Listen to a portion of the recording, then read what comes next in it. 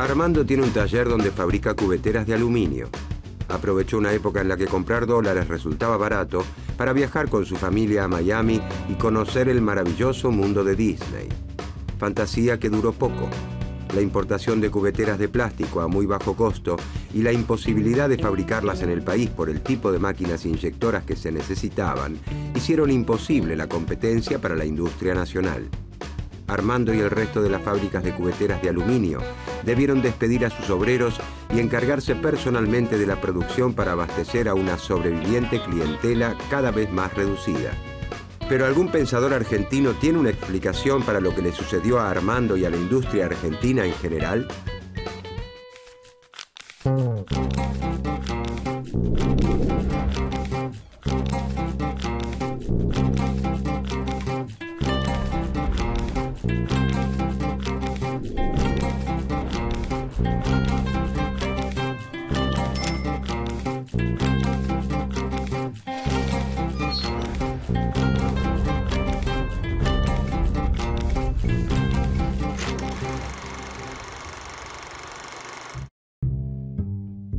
Históricamente, la posibilidad de desarrollo de la Argentina se encontró limitada por su relación con las grandes potencias mundiales. España durante la etapa colonial, luego Inglaterra y, tras la Primera Guerra, también los Estados Unidos.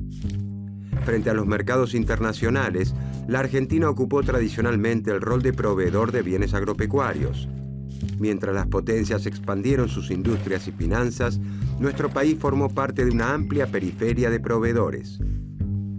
La Argentina exportó a lo largo de su historia lana, carnes y cereales, entre otros productos primarios, y con estas ventas accedió al consumo de manufacturas producidas en los centros industriales de Europa y los Estados Unidos. Las potencias extranjeras encontraron aliados locales con gran influencia en la conformación y en las decisiones de nuestros gobiernos, que se beneficiaron con este rol dependiente de nuestro país. A nivel local, la desigual distribución de la tierra favoreció la concentración de un grupo muy poderoso vinculado a la explotación de recursos naturales, que, de acuerdo a sus intereses y a los de los círculos extranjeros a los que estaba vinculado, siempre apoyó una política de libre comercio opuesta al desarrollo de la industria nacional. Pero la Gran Depresión de la década de los años 30 haría tambalear el paradigma agroexportador argentino. Las importaciones industriales se detuvieron, los precios de las materias primas se derrumbaron y los ingresos por exportaciones cayeron a un mínimo alarmante. Aparece un problema que será recurrente a lo largo de nuestra historia: el de la restricción externa. Al derrumbarse las exportaciones, nos quedamos sin moneda extranjera, sin divisas, para adquirir los bienes provenientes del exterior, las importaciones. Para comprar en el exterior los bienes que no producimos o para pagar la deuda externa, se necesita moneda extranjera. Este contexto crítico, sin embargo, brinda una oportunidad para que la industria nacional se desarrolle. Se pone en marcha el modelo de industrialización sustitutiva de importaciones, primero por la necesidad de satisfacer la demanda local y luego, con la llegada de Perón al poder, como estrategia clara de desarrollo.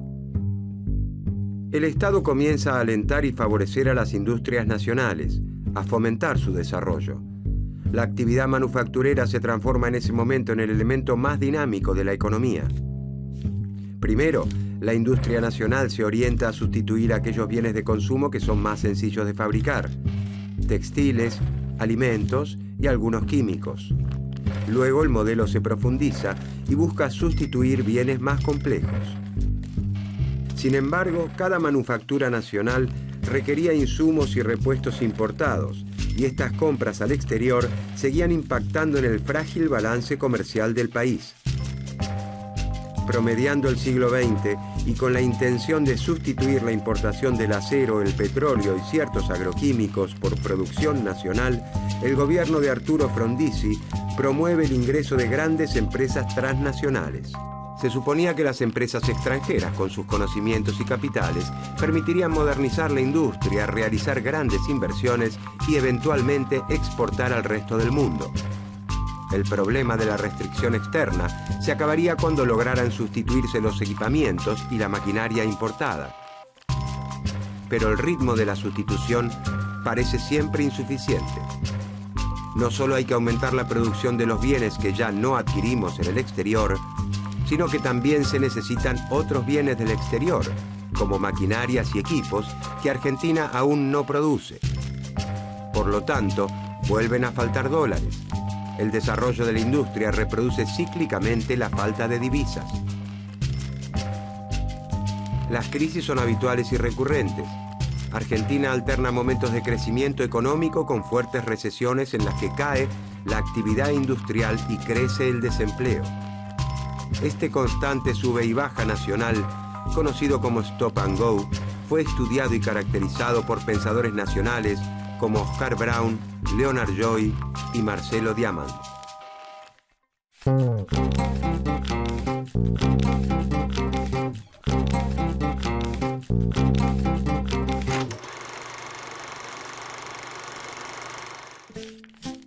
Marcelo Diamant nace en Polonia en 1928. Radicado en la Argentina, se recibe de ingeniero y funda la fábrica de radios Tonomac en el barrio de Chacarita. Instala su despacho en una oficina amplia repleta de componentes electrónicos. A principios de la década de los 60, Diamant estudia con interés a los autores Federico List, Nicolás Kaldor y al padre del estructuralismo latinoamericano, Raúl Prebisch. Empalma su estudio con sus conocimientos de ciencias sociales y se convierte en un pensador económico autodidacta o, como a él le gusta presentarse, un ex ingeniero. Diamant investiga los temas macroeconómicos y elabora las bases de una teoría económica adecuada a la realidad argentina que interpreta nuestros problemas. En 1972 publica su principal obra, Doctrinas Económicas, Desarrollo e Independencia. Economía para las estructuras productivas desequilibradas, caso argentino. En ella integra, en una teoría coherente, sus experiencias e ideas surgidas en los distintos planos de su vida. Su participación académica, su historia y sus avatares como empresario nacional, su participación como integrante y directivo de la Unión Industrial Argentina y su rol como asesor de distintos gobiernos.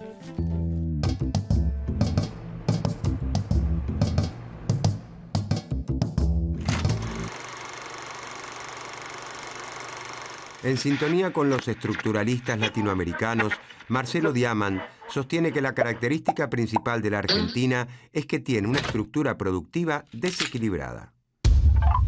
Desequilibrada en los dos grandes sectores de la economía. El sector primario, el agropampeano, goza de ventajas naturales brindadas por la naturaleza, lo que le permite ser muy competitivo a nivel internacional y exportar sus productos a todo el mundo y sin inconvenientes. Si la Argentina fuera únicamente exportador primario, como ciertas economías africanas o países centroamericanos, no habría desequilibrio, todo sería lo mismo. Argentina sería simplemente un país subdesarrollado. Sin embargo, no somos solo exportadores primarios. Tenemos también una industria con cierto nivel de desarrollo, un desarrollo intermedio. Existen sectores industriales, como el químico, el metal mecánico y el textil, que nacieron al abrigo de la protección de las políticas públicas en el marco del modelo de industrialización sustitutiva de importaciones, pero no llegan a ser tan productivos como en los países desarrollados, ni alcanzan la maduración de aquellos de los países centrales. Cuando se profundiza el grado de desarrollo e industrialización de un país, nuevas tecnologías se incorporan a los procesos productivos, la formación de los trabajadores es cada vez mejor y también mejora la organización de las empresas.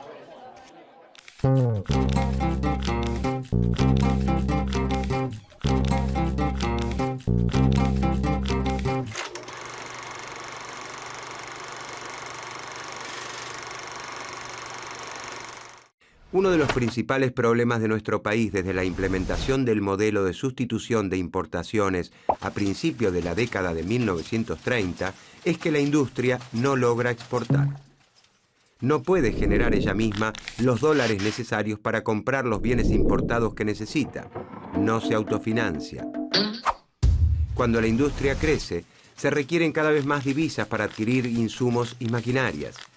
Sin embargo, la propia industria no logra adquirir las divisas y el país depende para esto de la exportación de bienes primarios. Las exportaciones son necesarias para hacer frente a las importaciones, que se pagan con moneda extranjera, fundamentalmente con dólares. La producción nacional utiliza materias primas e insumos fabricados en el país, pero existen siempre otros que necesitan comprar del exterior. Repuestos, maquinarias, combustibles e insumos de alto contenido tecnológico que no llegan directamente al consumidor, pero son vitales para la producción. Durante la industrialización sustitutiva de mediados del siglo XX y también en nuestros días, hay quienes afirman que este proceso alejó a la producción de sus ventajas naturales y que por ese motivo la industria nacional tuvo serias dificultades para ser competitiva y exportar. En definitiva, se afirma que el problema de nuestra industria es la ineficiencia. Diamant no está de acuerdo en llamar ineficiente a nuestra industria. Desde luego, no niega los problemas existentes. Nuestra industria tiene un nivel de productividad menor que el de los países desarrollados y también menor que el del sector primario. Pero observa Diamant que esos distintos niveles de productividad no son un impedimento para que los países puedan comerciar. De hecho, países con distinto grado de desarrollo, como Estados Unidos y Malasia, pueden intercambiar manufacturas.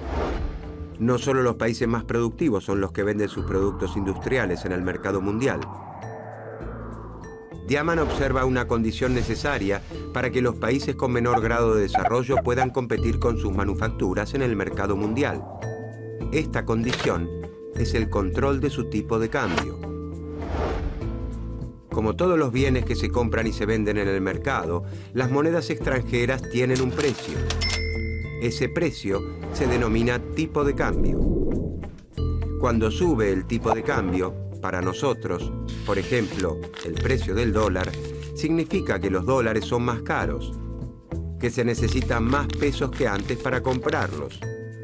Lo inverso ocurre cuando el tipo de cambio baja.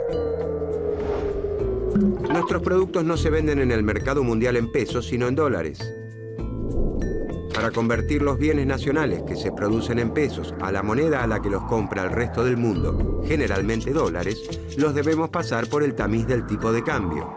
Si el tipo de cambio es bajo, es decir, si el dólar es barato, como ocurría durante la convertibilidad que establecía que un dólar valía un peso, nuestros productos industriales resultan muy caros para el mercado mundial. En cambio, si el tipo de cambio es alto, es decir, si el dólar es más caro, le permite a la industria exportar y generar en parte los dólares que necesita para comprar insumos y equipos que aún no se producen en el país. Esto ocurre porque los costos industriales se cubren en pesos y con un tipo de cambio alto, estos costos serían bajos en dólares. Por otro lado, cuando el tipo de cambio es alto, los bienes importados resultan caros en el mercado local y viceversa. Por todo lo anterior, un mismo producto que tiene un mismo precio en el país puede tener distintos precios de exportación de acuerdo al tipo de cambio que establezca el Estado. Si el Estado sostiene un tipo de cambio elevado para la industria, el país se encontrará en condiciones de exportar productos industriales, ya que será competitivo. Además, los productos importados resultarán más caros en el país, por lo que la industria nacional podrá ganar mercado internamente.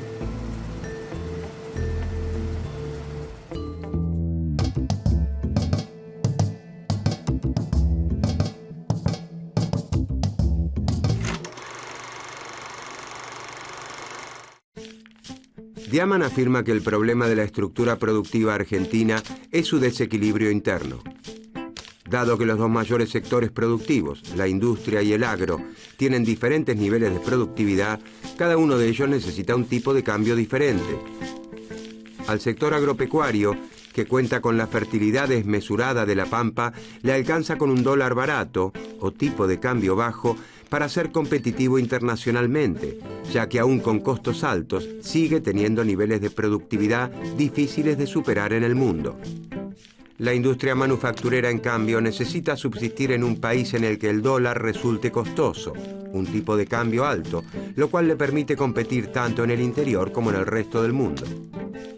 Diamant dice que históricamente el Estado argentino fija el tipo de cambio teniendo en cuenta los intereses del sector privilegiado de la economía, el agropampeano. De esta manera, al sector industrial no le queda margen para exportar y por eso la industria no puede autofinanciarse. A lo largo del proceso de industrialización sustitutiva, la economía argentina atraviesa una serie de crisis originadas en la escasez recurrente de divisas, generalmente dólares, llamadas crisis de balanza de pagos. La escasez se genera cuando el valor de las importaciones destinadas a la industria y el consumo final supera al valor de las exportaciones agropecuarias. Dado que la industria nunca deja de necesitar la importación de maquinarias e insumos para crecer y la producción agropecuaria permanece casi estancada durante décadas, es difícil que los ciclos de crecimiento no terminen en una crisis de balanza de pagos.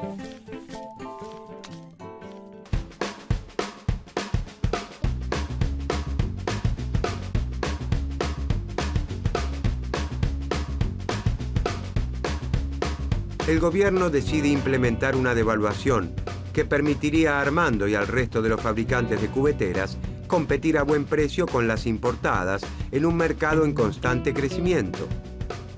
Para eso Armando necesitaría importar una máquina inyectora de plástico usada que la industria del sudeste asiático descarta, pero que aquí todavía tendría para un lustro de utilidad. Sin embargo, ningún banco quiere otorgarle un crédito a Armando.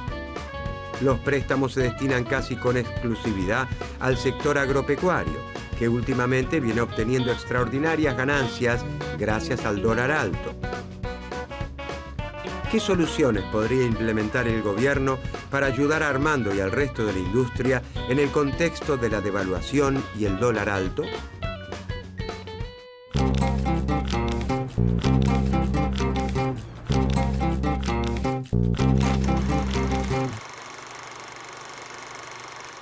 Como producto del crecimiento, la industria requiere las divisas cada vez en mayor medida para adquirir insumos y maquinaria importados que aún no se producen en el país.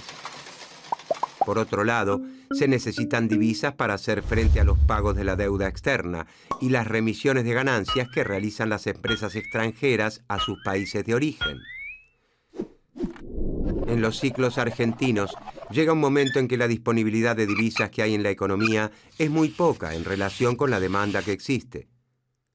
La solución más frecuente a las crisis de balanza de pagos del siglo XX fue la devaluación. Mediante una devaluación, es decir, una fuerte caída del valor de la moneda nacional, el gobierno induce el aumento de precios de todos los bienes importados, reduciendo su demanda por parte de la industria y los consumidores finales. Decir que la industria reduce su demanda de insumos y maquinarias equivale a decir que se reduce la inversión y con ella la actividad económica y el empleo. La devaluación contrae la economía, genera recesión y hace que se necesiten menos divisas que antes. Se restablece el equilibrio, pero con un gran costo social. En una segunda etapa, el incremento en los costos industriales se traslada a través de todos los sectores e impacta sobre los precios al consumidor y los salarios. De esta forma, la recesión se traduce en inflación. Diamant bautiza este tipo de inflación inflación cambiaria.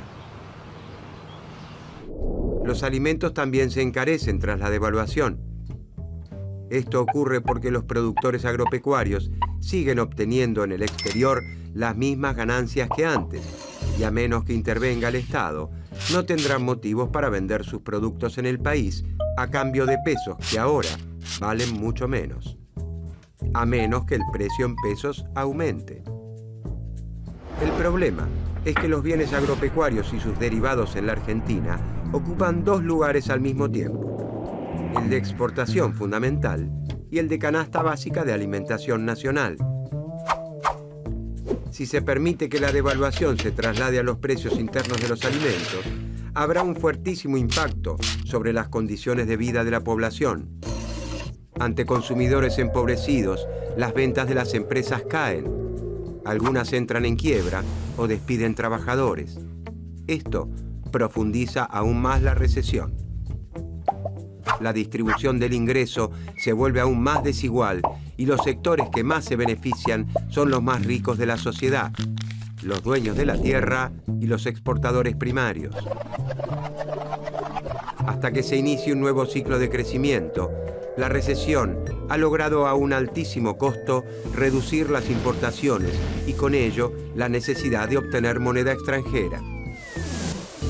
Criticando la resolución de las crisis a través de la recesión, Diamant dice que, en lugar de ensanchar el puente para resolver la aglomeración de tránsito, siempre se optó por limitar el tránsito para adaptarlo a la capacidad del puente.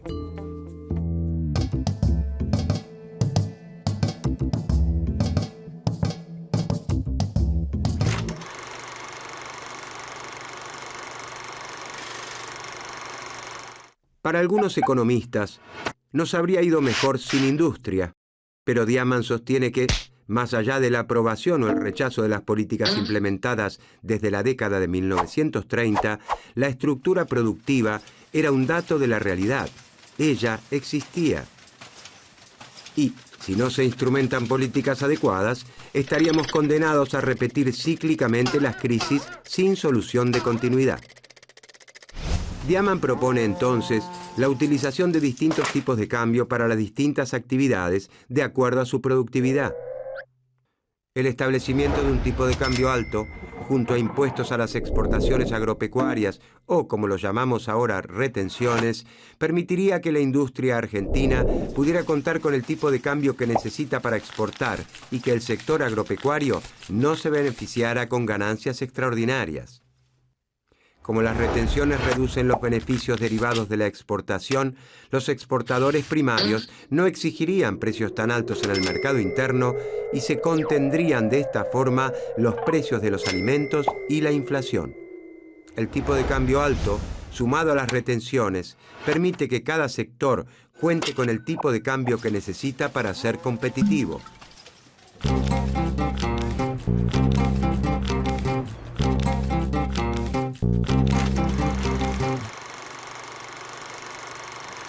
El desarrollo de un país es muy difícil si el crecimiento se ve interrumpido por crisis frecuentes que generan desempleo, caídas en las ganancias de las empresas e interrupción de los proyectos de inversión.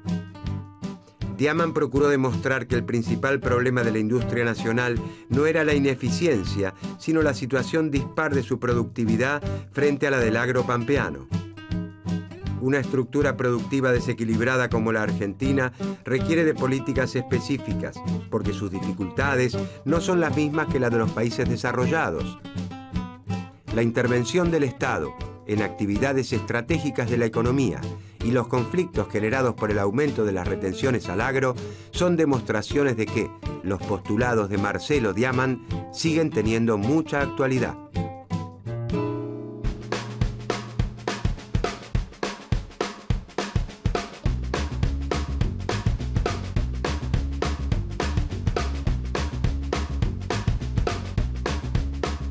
Armando ha podido importar la máquina inyectora gracias a un crédito con tasas muy bajas para compra de bienes de capital que el gobierno implementa. Ya comienza a recibir sus primeros pedidos de los antiguos clientes y alguno más que se incorporan en la región. Parece que Armando podrá hacer su veranito después de tantos inviernos. Las retenciones al sector agropecuario han controlado las subas en el precio de los alimentos y la población ahora puede destinar parte de sus ingresos a otros placeres, como el de un aperitivo bien fresco gracias a los cubitos que nacen en las cubeteras de Armando.